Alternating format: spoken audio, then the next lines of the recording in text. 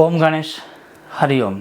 एक बार पुनः आप सभी का कर्मकांड में आनंद पाठक में मैं आचार्य आनंद पाठक स्वागत करता हूँ। वैकुंठे हम महालक्ष्मीर अर्थात ब्रह्मवैवर्त पुराण के श्री कृष्ण जन्मखंड में जब शिव और शक्ति का संवाद होता है तब शिव जी अलग अलग रूप में राधा रानी हो या लक्ष्मी जी हो, मतलब सीता मैया हो, सबको अलग अलग रूप में वो देखते हैं, पूजित करते हैं, अर्थात उनकी पूजा आदि करने की बात करते हैं, संवाद होता है।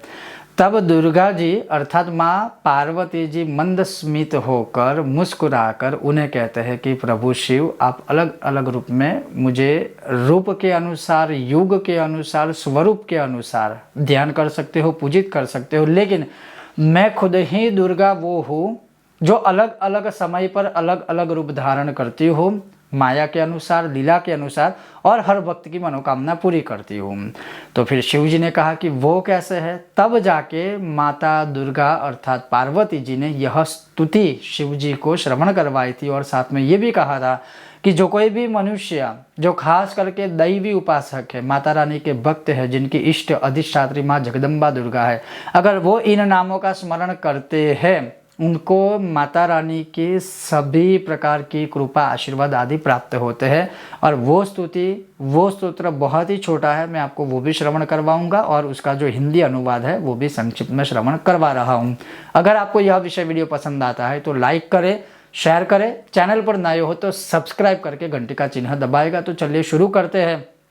दुर्गा जी शिव जी को कहते हैं, दुर्गोवाच वैकुंठे हम महालक्ष्मीर गोलोके राधिका स्वयं शिवा हम शिवलोकेऽपि ब्रह्मलोके सरस्वती अहम निहत्य दैत्यांश दक्षकन्या सती पुरा त्वन्निन्दया त्यक्तदेहा सा चाहं शैलकन्यका रक्तबीजस्य युद्धे च काली च मूर्तिभेदतः सावित्री वेद माताहं सीता जनक कन्यका रुक्मणी द्वारवत्यां च भारती भीष्म कन्यका सुदाम्नः शापतो दैवाद् वृषभानुसुताधुना धर्मपत्नी च कृष्णस्य पुण्ये वृंदावने वने। अर्थात अब माता रानी अर्थात स्वयं दुर्गा क्या कहते हैं शिव जी को कि हे शिव जी, मैं ही वैकुंठ में महालक्ष्मी के रूप में, गोलोक में स्वयं राधिका जी के रूप में, शिवलोक में शिवा अर्थात पार्वती के लोक में,